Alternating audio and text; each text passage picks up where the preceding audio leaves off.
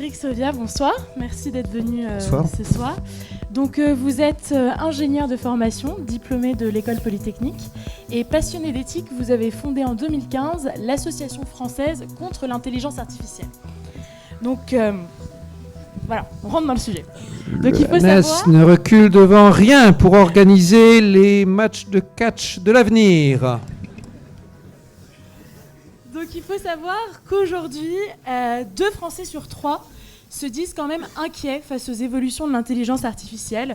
Donc que ce soit par rapport aux emplois qui jusqu'ici n'étaient pas encore menacés par la mécanisation, mais qui vont commencer à l'être avec l'intelligence artificielle, ou alors cette peur, on peut aussi l'expliquer par un sentiment croissant du fait que nos petits objets connectés nous surveillent en permanence. Certains encore peuvent penser que la machine créée par l'homme pourra le détruire. Et donc, il y a effectivement ce mythe ou pas, on en discutera, du robot destructeur. Donc, toutes ces questions, vous les avez légitimées, Cédric Sauvia, et vous êtes ici, je pense, pour en parler avec Cédric Villani. Donc, je vous en prie. Merci beaucoup.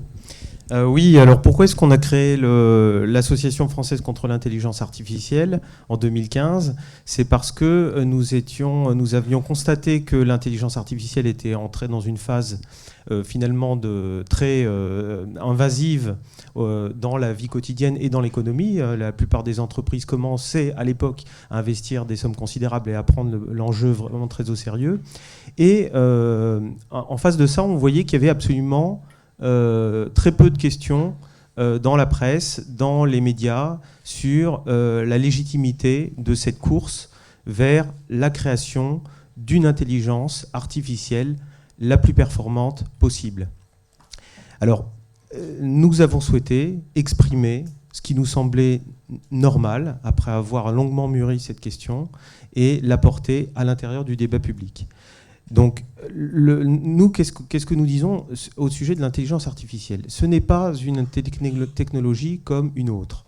C'est, pour la première fois, une technologie qui vise non pas à transformer ou à remplacer le travail manuel, le travail physique, mais qui sert, cette fois-ci, à mimer ou remplacer les facultés cognitives, intellectuelles de l'être humain. Et elle se présente sous la forme d'une technologie qui est incontrôlable et incontrôlée. Alors je m'explique, incontrôlable parce qu'elle procède en fait par sauts qualitatifs qui sont presque imprévisibles, hein, et je pense que tout le monde s'accordera à reconnaître que les progrès en matière de reconnaissance d'images, par exemple, ont pris tout le monde de court, hein, même les gens qui travaillaient dedans. Et donc, on ne sait pas, on n'est pas capable de prévoir ce que l'avenir nous réserve. On parlait tout à l'heure de Smart City, j'écoutais avec beaucoup d'intention ce qui se disait à ce sujet-là. Là, on est en train d'imaginer des solutions pour résoudre un certain nombre de problèmes de trafic, mais souvent, la plupart du temps, on parle de technologies qui existent, qui ne sont pas des technologies de demain, c'est des technologies d'aujourd'hui qu'on souhaiterait appliquer simplement à la gestion des espaces publics actuels. Donc il ne faut pas oublier que dans l'intelligence artificielle, il y a une dynamique et qu'elle n'a pas vocation à créer une société qui vivrait dans un équilibre entre l'homme et la machine. La machine se développe et elle se développe de plus en plus vite. Et il n'y aura pas d'équilibre. Il ne faut pas imaginer qu'on puisse à un moment donné arriver à une situation dans laquelle on vivra en harmonie avec une machine. Non, parce que la machine, le but de toute cette recherche, de toute cette progression, c'est de la rendre la plus intelligente possible. On a parlé tout à l'heure des dérives. J'entendais Cédric Villani parler déjà des premières dérives, en particulier en matière de cybersécurité. Ce sont des problèmes qui sont très épineux et je crois qu'à juste titre, Cédric Villani a reconnu qu'aujourd'hui on n'avait pas tellement de solutions et qu'il y avait du pain sur la planche, et je pense que ça deviendra de plus en plus vrai. En fait, il est probable que dans les années à venir, on va assister à de véritables catastrophes. Alors je ne le dis pas sur le ton du catastrophisme, je le dis d'une manière tout à fait pondérée, tout à fait sereine. Il risque d'y avoir des gros problèmes de sécurité qui seraient soit liés à un usage malveillant de l'intelligence artificielle, soit à un usage tout simplement nuisible, nocif, pas nécessairement malveillant, mais en tout cas nuisible pour l'intérêt commun. L'intelligence artificielle pose un problème sur le fond, c'est-à-dire qu'elle vise à exclure l'homme du processus de la civilisation, en créant un standard qui est standard nouveau, un standard normatif de qualité que l'homme n'est pas capable d'assumer et auquel il n'est pas capable de se comparer. Et il y a deux mécanismes qui permettent, qui rendent ce standard, qui vont imposer ce standard. Le premier mécanisme, c'est tout simplement économique, c'est-à-dire que l'intelligence artificielle permet de réaliser des opérations d'une manière beaucoup plus efficace, beaucoup moins coûteuse, et donc va éliminer la gestion humaine. Et puis, deuxièmement, le processus juridique. Alors, quand j'entendais tout à l'heure Cédric Villani dire qu'on aurait toujours la possibilité, ou il fallait s'orienter vers la possibilité d'un choix entre ce qu'on laissait à l'homme et ce qu'on laissait à la machine, malheureusement, le droit ne le jugera pas de cette manière-là. C'est-à-dire qu'à un moment donné, le droit va dire l'être humain est dangereux parce qu'il ne fait pas aussi bien que la machine, et donc l'être humain n'aura pas le droit. Par exemple, conduire une voiture.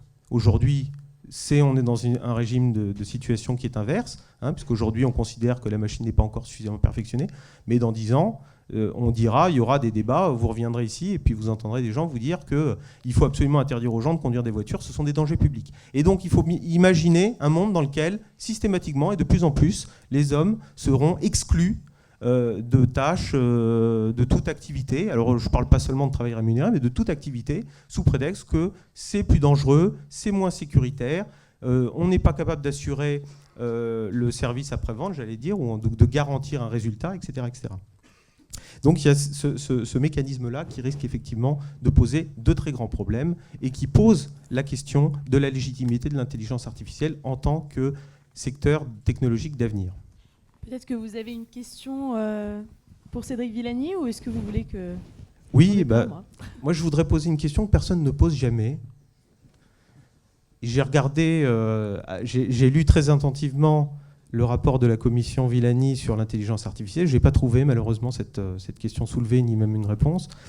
Je voudrais savoir, et je ne veux pas faire de prospective, effectivement, vous le soulignez tout à l'heure, c'est un peu vain de vouloir projeter, se dire dans 20 ans, etc., qu'est-ce qui va se passer, etc. Mais je voudrais poser une question de fond. Pensez-vous, Cédric Villani, qu'il faille fixer, a priori, aujourd'hui, une limite à l'intelligence de la machine?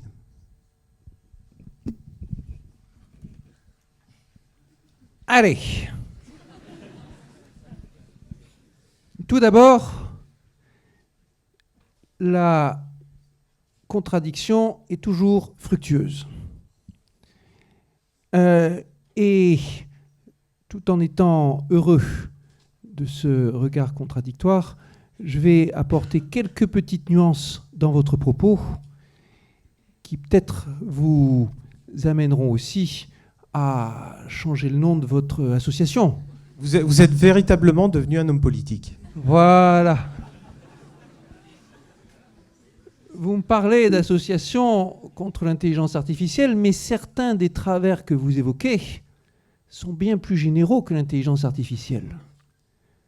Vous parlez de la question de remplacer certains emplois humains par des mécanismes technologiques, mais ça, tout le développement technologique le fait, et nous sommes actuellement à l'échelle mondiale dans une vague de destruction d'emplois liée au numérique, bien en amont des questions d'intelligence artificielle. Il y a des études qui estiment qu'à l'échelle internationale, en gros, le numérique détruit 3 ou 4 emplois pour un créé. C'est la digitalisation. Pour autant, votre association ne s'appelle pas Association contre le numérique. Vous m'avez parlé de cybersécurité, mais les exemples qu'on a dit tout à l'heure, la fameuse cyberattaque, c'était pas de l'intelligence artificielle. C'était de la cyberattaque maligne et tout ce que vous voulez. Alors après, ça dépend de ce que vous appelez intelligence artificielle. Mais un expert en IA, l'un des chercheurs de nos laboratoires en intelligence artificielle, ne l'appellerait pas ça de l'intelligence artificielle. Et on a aujourd'hui des tas de cyberattaques spectaculaires qui se font avec des outils algorithmiques tout simples. Donc votre association, peut-être, pourrait envisager, lors d'une assemblée générale, de transformer son nom en association contre le développement du progrès numérique. C'est une suggestion que je vous porte comme cela, par pur, qu'est-ce qu'on va dire, espoir d'être utile. Je vous remercie. Pour ce qui est des limites, très difficile a priori de mettre des limites à l'intelligence parce que l'intelligence, ça ne se mesure pas sur une échelle linéaire. Plus personne n'ose défendre le fait que le QI soit une mesure de l'intelligence, sauf certains vendeurs d'intelligence artificielle pour épater la galerie ou pour séduire un chef d'entreprise ou un chef de gouvernement qui serait crédule. Mais on sait bien que l'intelligence, c'est tellement multiforme qu'on n'arrive pas à la quantifier bien ni à la comparer. Les meilleurs algorithmes d'intelligence artificielle aujourd'hui font à peu près aussi bien qu'un médecin chevronné pour détecter un cancer du sein sur une mammographie, font beaucoup, beaucoup mieux que tous les meilleurs humains du monde pour jouer au Go, sans comparaison, mais sont incapables actuellement de conduire un vélo, de faire les courses ou de discuter de la pluie et du beau temps. Selon le critère que vous employez, cet algorithme est extraordinairement intelligent ou extraordinairement crétin. Il est juste pas comparable à notre intelligence. Ces algorithmes, ils tournent aussi sur des masses de données phénoménales, avec des moyens de calcul inouïs, de sorte que Excusez-moi, Cédric Villani, mais pourriez-vous répondre à ma question? Pensez-vous qu'il faille fixer une limite ou non à l'intelligence des machines? À l'intelligence des machines. Un mathématicien aime bien répondre aux questions quand tous les termes ont été définis. Et là, je suis en train de vous dire que intelligence n'est pas définie. Personne... Peut-être que pour vous aider à répondre à la question, on pourrait distinguer les différents secteurs d'activité. Par exemple, en médecine, on peut penser que l'intelligence artificielle est plus bénéfique que notamment dans le domaine de la défense. Est-ce qu'on n'aurait pas intérêt en fait, à distinguer les secteurs où ce serait bénéfique et où on devrait encourager l'intelligence artificielle, des secteurs où l'intelligence artificielle serait plus dangereuse et donc on devrait l'encadrer? Dans tout secteur, il faut encadrer. Et dans tout secteur, elle peut être bénéfique ou maléfique. Dans le domaine de la médecine, l'intelligence artificielle sauvera des vies et a déjà sauvé des vies. Pas beaucoup, mais quelques-unes déjà attestées. Mais dans le domaine de la médecine, si on laisse échapper, par exemple, si on est trop lâche, trop laxiste sur les questions de lien entre les données et les compagnies d'assurance, sur les questions de responsabilité des médecins, si on ne trouve pas le bon dosage qui garantisse que le médecin reste responsable du diagnostic et chargé, bien sûr, du contact avec l'humain, tout en veillant à ce qu'il soit bien garanti pour avoir les meilleurs diagnostics, si on ne veille pas à tout ça, ce sera une introduction maléfique. Et il y aura besoin d'organismes de régulation à tous les niveaux. Il y aura besoin de comités indépendants pour juger de l'éthique ou pas de telles pratiques. De la même façon qu'on a depuis 1978 un comité indépendant qui juge s'il est éthique ou pas de ranger des données dans un tableau et de les traiter, ça s'appelle la CNIL, la loi informatique et liberté, et si on n'avait pas eu ces garde-fous, le simple fait de traiter des données dans des tableaux aurait déjà mené à des choses calamiteuses. Donc on a besoin dans ce secteur aussi de garde-fous à tous les niveaux, d'institutions, on a besoin d'observatoires, on a besoin aussi de personnes aussi compétentes que possible. Vous ne pouvez pas encadrer, vous ne pouvez même pas limiter si vous n'avez pas la compétence. C'est comme dire que vous allez vous protéger en fixant des règles qui interdisent l'agression sans avoir des forces de police qui sont là pour vous défendre, pour repérer quand il y a des interventions, quand il faut agir, quand il faut être dans l'action. Et donc, tout cela, il faudra l'encadrer dans les usages. Et pour ce qui est de la comparaison, j'insiste encore, pour l'instant, tout ce qu'on appelle intelligence artificielle, c'est pas intelligent.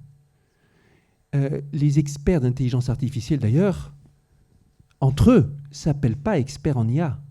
Ils s'appellent experts en apprentissage automatique, ou en optimisation, ou en réseaux de neurones adversariaux, réseau de neurones convolutifs ou tout ce que vous voulez. Mais quand vous les écoutez, vous voyez bien qu'ils ne considèrent pas du tout qu'ils sont en train de créer un système intelligent. C'est différent. Ce sont des systèmes qui font des tâches d'une façon aussi perfectionnée et subtile que possible.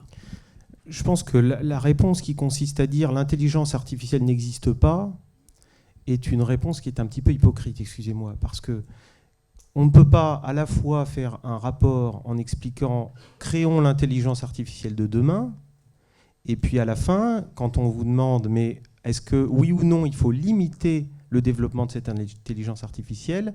répondre ben, « après tout, l'intelligence artificielle, je ne sais pas ce que c'est ».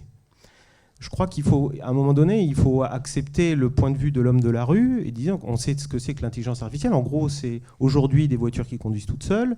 Demain, peut-être des robots qui vous parleront comme à une personne humaine normale. Voilà, c'est ça. Et puis demain, après-demain, ce sera peut-être des intelligences qui seront tellement élevées que finalement, on aura bien du mal à se demander si elles sont conscientes, inconscientes, si nous-mêmes, on a quelque chose à leur apprendre, etc. Donc je pense qu'il faut... mais vous n'avez pas répondu à ma question. Moi, par contre, je vais répondre à votre question S'il sur faut répondre en un mot, la réponse est oui. Ah, bah sauf écoutez, que, vous m'envoyez ravi. Sauf que, comme vous n'avez pas donné de définition précise du mot intelligence, je dirais il convient de limiter les usages, la façon dont les humains utilisent l'algorithmique. Eh bien, écoutez, je vous remercie de cette réponse, elle est très utile et elle me permet de répondre à la question que vous posiez tout à l'heure sur les différents secteurs. Y a-t-il des secteurs dans lesquels on parle de l'armement, on parle de la santé, dans lesquels il faudrait réglementer, interdire, etc. Moi, je pense que l'intelligence artificielle, si vous voulez, n'est pas attachée à un secteur particulier. Au contraire, elle a vocation à ne pas connaître les frontières. C'est-à-dire qu'elle va passer d'un secteur... Et demain, vous aurez un logiciel ou un algorithme qui reconnaîtra les cancers d'une manière extrêmement pertinente. Et donc, tout le monde se dira « mais c'est magnifique, on est en train de sauver des vies, etc. » Et puis, en changeant 2-3 paramètres, en l'appliquant sur un autre terrain, eh bien, elle sera capable d'aller exécuter des personnes dans la rue, simplement parce qu'elle les aura reconnues, ou elle aura vu que d'après l'expression de leur visage, ces personnes, finalement, ne correspondaient pas tout à fait aux critères pour rester en vie. Voilà. Et donc, il n'y a pas de frontière, si vous voulez. L'intelligence artificielle, c'est une technologie qui est polyvalente, qui va passer d'un secteur à un autre. Alors, effectivement, on peut décider de la réglementer dans tel ou tel cas, mais par contre, la technologie elle-même, malheureusement, eh bien, soit on décide de lui laisser la bride sur le cou, en disant « allez, va aussi loin que tu veux, et puis on verra bien », soit on se dit, à un moment donné, eh bien non, il faut fixer une limite, et je crois que vous l'avez fait, et je vous remercie de l'avoir fait. Je pense que ce sera certainement l'événement de la soirée, en tout cas c'est ça, c'est d'avoir dit, oui, je crois qu'il faut fixer une limite à l'intelligence artificielle. Attention. Attention. J'ai dit oui, il faut fixer une limite aux usages par les humains de l'algorithmique. Mais je vous rassure tout de suite, on dira aussi aux Chinois de respecter la limite. J'ai bien compris que les Chinois étaient votre bête noire. Mais vous savez, je pense que les Chinois seront les premiers. Vous savez que les Chinois seront les premiers, avec leurs milliards et quelques, je ne sais plus combien ils sont, d'habitants, ils seront les premiers à morfler, si vous permettez l'expression, quand ils verront des intelligences débarquer et puis finalement mettre tout le monde au chômage. Donc, je crois qu'il ne faut pas non plus créer cette espèce de situation, de climat d'anxiété générale à propos de l'intelligence en disant l'intelligence artificielle c'est magnifique, vous allez voir c'est un monde merveilleux. Bon, mais en tout cas pour le moment balisons parce que on risque de se faire attraper par les autres. Si c'est formidable, laissons les autres nous précéder. Mais du coup Cédric Villani, premier, loin de moi l'idée de considérer nos amis chinois comme un milliard d'ennemis. J'ai été associé à plusieurs reprises au programme des Young Leaders franco-chinois et j'ai dû faire une bonne douzaine de voyages dans différentes villes de ce beau pays. Allez au centre Microsoft Research de Beijing, vous y verrez que les ennemis présentés comme irréductibles que sont les États-Unis et la Chine trouvent aussi des points d'entente et qu'on développe à Microsoft Research de très belles applications justement dans le domaine du traitement d'images en particulier. Et ensuite, si on dit aux gens « précédez-nous, allez-y, on attend de voir », ça veut dire à la fin se retrouver un simple utilisateur, se retrouver économiquement dépendant, se retrouver, au lieu d'être innovateur, juste usager. Et certains aiment bien l'idée d'être dans un pays qui prend les choses en main, qui explore, aussi en se disant que les produits qu'on fabrique nous-mêmes, on aura tendance à leur faire plus confiance que des produits fabriqués par d'autres. Et on est là sur des produits dont il sera extrêmement difficile de vérifier comment ils ont été conçus, s'ils n'ont pas des pensées derrière la tête aussi. Et on a vu un paquet d'exemples de ça. Dernière chose, avant de vous repasser... Oui, juste avant que vous... Puisque je rebondis sur votre idée, je voudrais simplement, aux députés que vous êtes et l'homme de pouvoir que vous êtes, vous suggérer une idée pour éventuellement vous permettre, à moindre frais, de limiter la compétition avec les Chinois et les Américains. Il s'agirait en fait de financer une association telle que la nôtre afin que nous puissions traduire notre site internet en chinois de manière à pouvoir créer le doute, ce doute salvateur que j'espère avoir instillé dans vos consciences à propos de cette technologie. Et je pense que vous permettrez à l'industrie européenne de faire de bien plus grandes avancées, en termes relatifs bien évidemment, en finançant cette action, je dirais, de guerre psychologique. Ce qui est bien dans votre idée, c'est qu'elle ne coûte pas cher.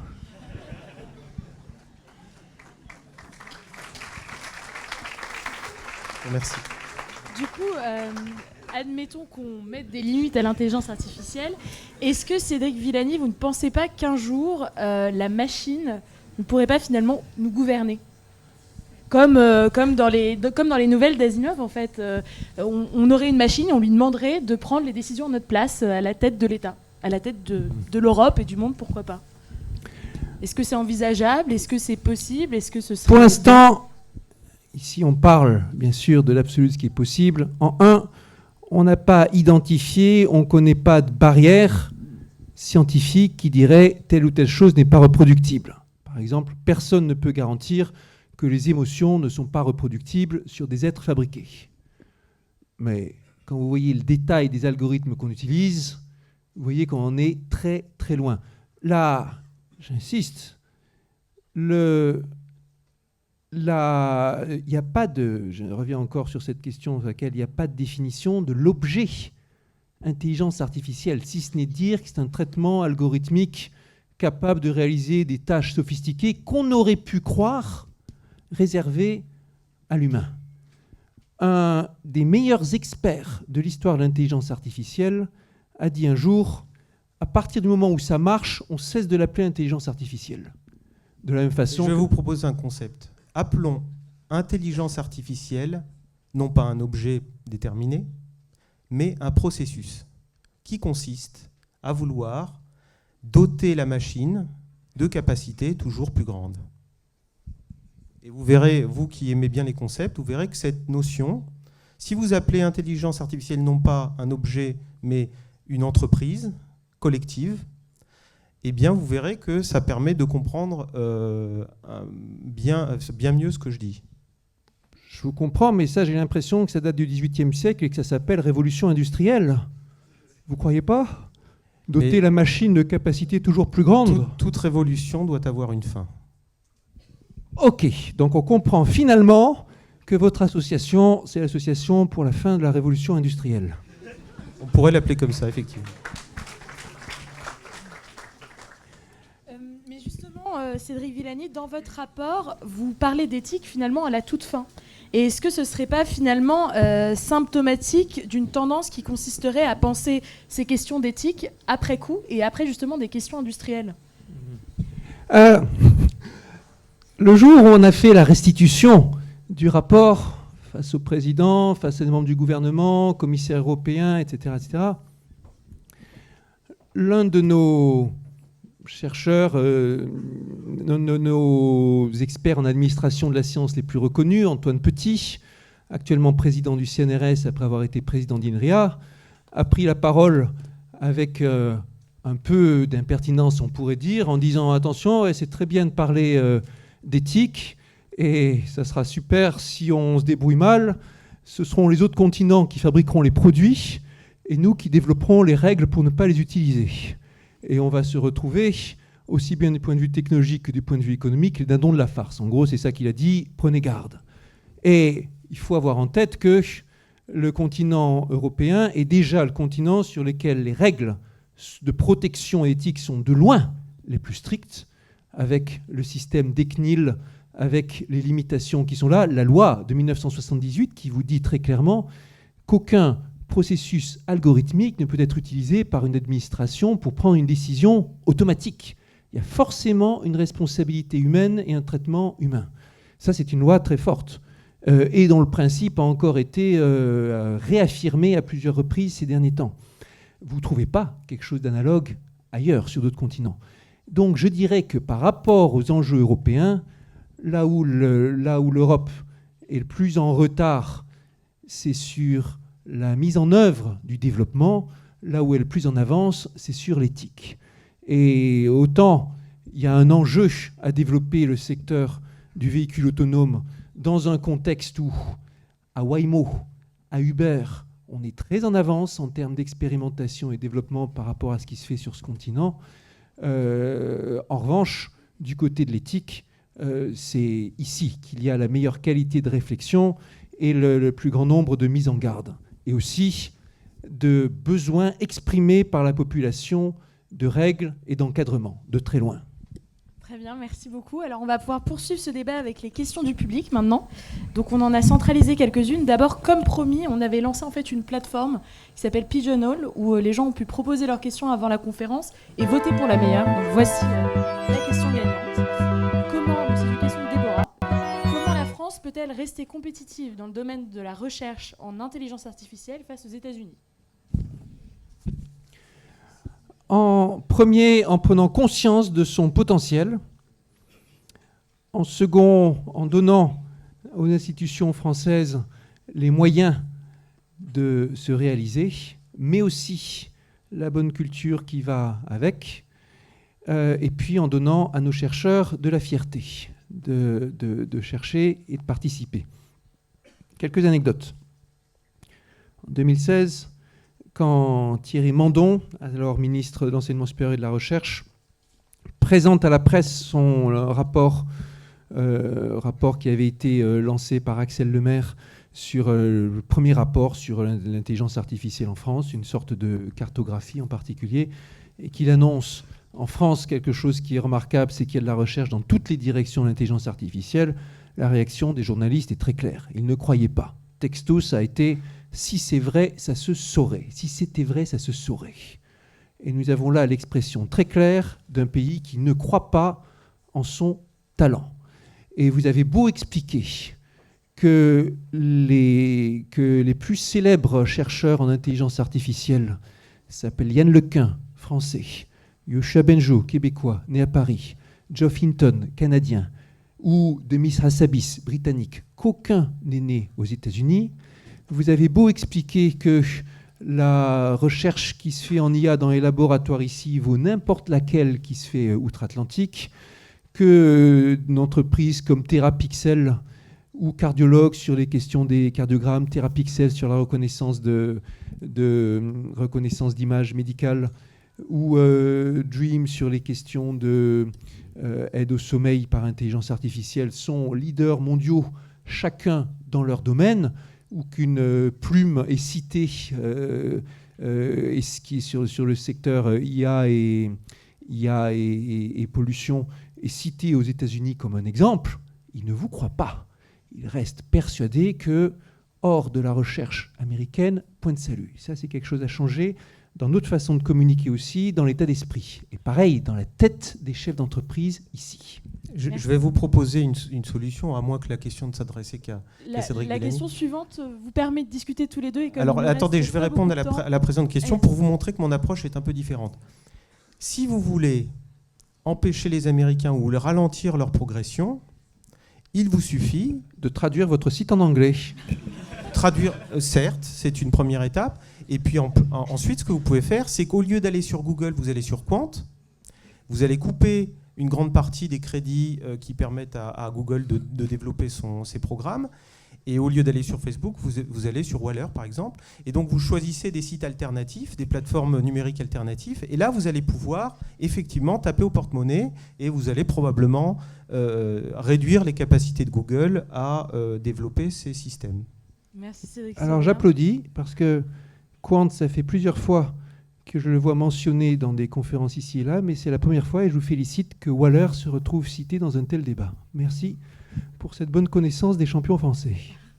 Alors pour revenir juste très rapidement sur la discussion qu'on a eue tout à l'heure entre le rapport entre révolution de l'intelligence artificielle et révolution industrielle, on a une question de la salle.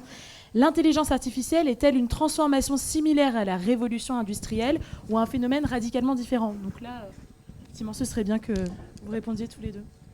Je dirais que c'est un phénomène qui se situe dans la même logique, qui est la logique de l'éthique technoscientifique, c'est-à-dire l'éthique de la puissance. L'humanité s'est engagée depuis la révolution industrielle dans une logique qui est celle de rechercher la plus grande puissance, en partant du présupposé que la plus grande puissance, c'est le mieux. Quand on peut plus, eh bien c'est mieux. Eh bien finalement on va apporter du mieux et sans nécessairement remettre en question ce présupposé. Et effectivement, de ce point de vue-là, la recherche en intelligence artificielle se situe exactement dans cette recherche d'une plus grande efficience, d'une plus grande puissance, d'une plus grande capacité, etc. Qu'elle soit par contre humaniste, c'est probablement faux. Mais ce n'était pas votre question. Je crois que votre question c'était est-ce qu'on est dans une ère nouvelle? On est dans une logique qui est la même, on est la continuation de la même logique renforcée par les moyens de la technique, mais par contre, effectivement, on atteint, à mon avis, les limites où la révolution industrielle n'est plus au service de l'intérêt de l'humanité. Alors, brièvement, en premier, je pense, et je suis sûr, que certaines applications de l'intelligence artificielle ont clairement un but et d'application humaniste. Et pour prendre juste un exemple, la traduction automatique, qui est un exemple clair d'application de l'intelligence artificielle, permet de comprendre des contenus que vous n'auriez jamais compris sinon. Oui, et parallèlement, elle stérilise la capacité d'apprendre, ou en tout cas, elle annule la nécessité, la capacité d'apprendre de la part d'une langue étrangère par les êtres humains, et donc à ce titre-là, elle est nuisible. Et ici, on revient sur ces questions de langage et d'écriture, sur un débat qu'on peut faire remonter à encore plus loin, qui est celui des technologies qui vous donnent de la puissance, mais qui vous font perdre des capacités comme celle d'apprendre. Et l'un des plus célèbres représentants de ce débat était Socrate. Peut-être êtes-vous un peu son héritier ce soir parmi nous, qui, au moment de la généralisation de l'écriture qu'il a connue, Socrate, tradition orale, Platon, on est sur la charnière, après avec Aristote, on est entièrement dans l'écrit, et Socrate argumente l'arrivée de l'écriture va être nuisible pour nous.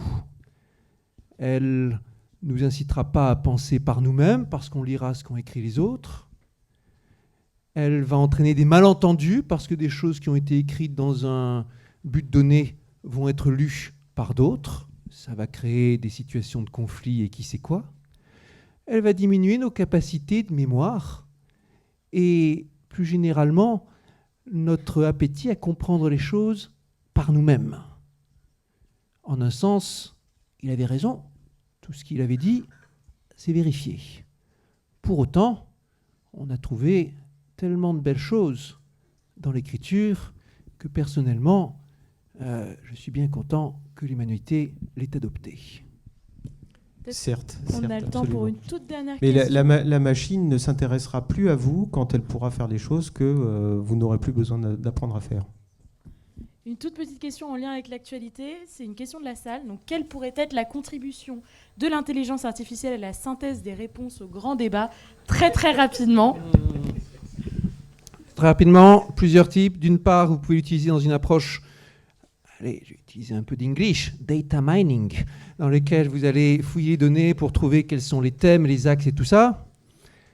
Des outils qui vous permettront d'essayer de repérer ce qu'il y a d'intéressant, d'original ou qui sait quoi. Ou bien des outils de médiation, d'organisation, de débat, de dialogue et qui sait quoi. Et tout ce genre de choses a été utilisé. Un exemple qui a été commenté à un moment sur l'utilisation de plateformes avec un peu d'intelligence artificielle pour aider à un débat à se mettre au point. C'est le dialogue qu'il y a eu entre la ville de Taipei et Uber, représentant local ou peut-être un acteur à la Uber, sous l'égide de la ministre du numérique taïwanaise, une ancienne hackeuse. Et il y avait des questions de plateforme en ligne pour faire remonter, pour participer, pour traiter l'information. Un exemple dans lequel il a été utilisé pour faciliter le dialogue entre la foule et le décideur. Et bien sûr qu'on aura, j'en suis persuadé, intérêt à utiliser de tels outils dans le futur, ce qui ne nous dispensera pas de passer encore de longues et bénéfiques heures à discuter en présence comme ce soir. Voilà, ce sera le mot de la fin. Merci beaucoup à vous deux Merci. d'être venus ce soir.